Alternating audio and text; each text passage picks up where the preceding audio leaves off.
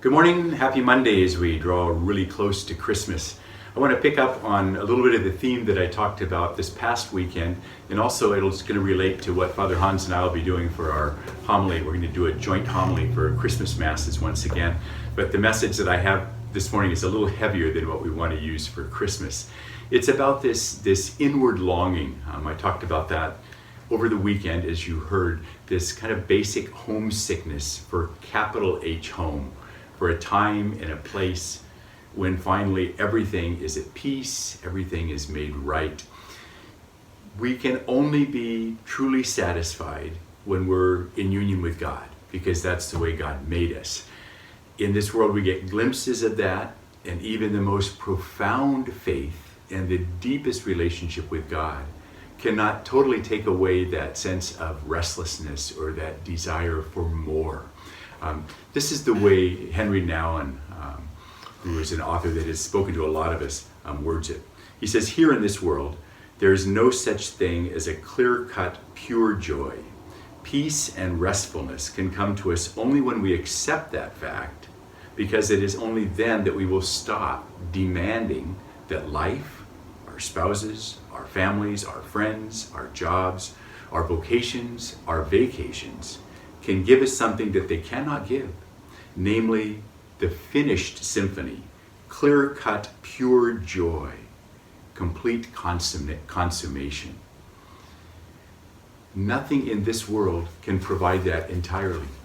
As I mentioned, even the most profound faith.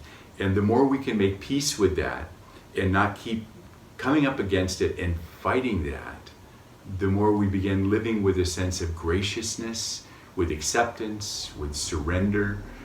I struggle with that in my own life. I easily will own up to that.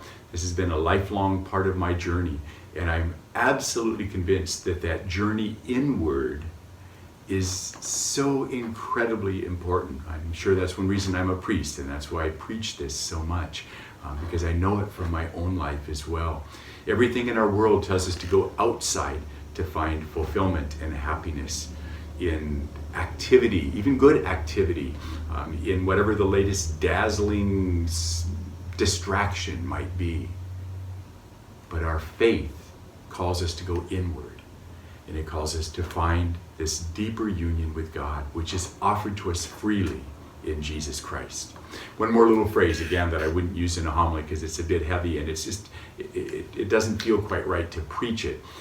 But it really speaks to my heart. I've used this before with some of you, from Karl Rahner, a Jesuit priest. He calls all of this the torment of the insufficiency of all things attainable. I'm going to repeat that, a lot of big words, but to me it expresses very well this deep inner longing and the sense of some kind of dissatisfaction with any and everything that is offered to us in this world, including the really good stuff that we savor and enjoy. The torment of the insufficiency of all things attainable. So good people, as we walk into these final days before Christmas, go inward. I suggested for your homework yesterday that you take a few moments and look at the nativity scene. I have one right here in front of me, beside me, and just gaze at that with a sense of longing and yearning.